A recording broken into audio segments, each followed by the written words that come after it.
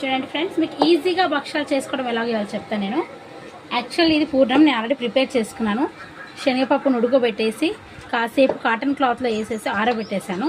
So water అంతా దానివల్ల ఏమవుతుందంటే స్టెయిన్ అయిపోతుంది.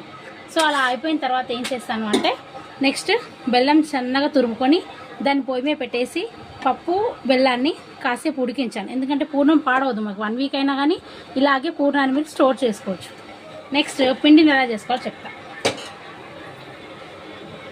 నేను యాక్చువల్లీ భక్షాల పిండి వేరే తీసుకున్నాను. ఈ పిండి ఏంటంటే ఇలా సాగే విధంగా మీరు పిండి తీసుకుంటే భక్షాలు చాలా బాగా వస్తాయి. సో ఈ పిండి ఏదైతే ఉందో ఆ పిండిని ఇలా కవర్ చేసుకోవాలి. ఎందుకంటే మళ్ళీ మనకు చేయడానికి డఫ్ స్మూత్గా వస్తుంది. ఆ పిండిలో కాసింత పూర్ణం తీసుకొని ఇలా వాటిని బాల్స్లా చేసి పెట్టుకున్నాను. సో ఈ బాల్ నేను చేస్తానంటే ఈ కవర్ లోపల పెట్టేసి మనం ఆయిల్తో దాన్ని ఇలా స్ప్రెడ్ చేసుకుంటే సరిపోతుంది. మీరు ఈజీగా జస్ట్ ఇంకా తాల్చడము, దానికోసం అంత టైం వేస్ట్ చేయడము, నాకు భక్షాలు రౌండ్గా వస్తాయా లేవా ఈ టెన్షన్ లేకుండా జస్ట్ అందులో పెట్టేసి ఆయిల్ పెట్టి ఇలా కవర్ చూడండి ఎంత నీట్గా వచ్చిందో. ఇలా పెడితే పూర్ణం అంతా స్ప్రెడ్ అవుతుంది అనమాట.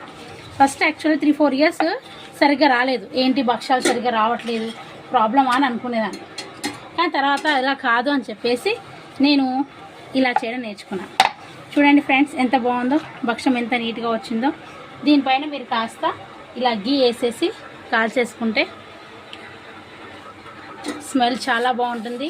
ఈ వేడివేడి భక్షాలను మీరు వేడివేడిగా పాలతో కానీ తినవచ్చు, లేదా కొంతమంది అయితే అలాగే కూడా తినేస్తారు. Thank you friends, bye.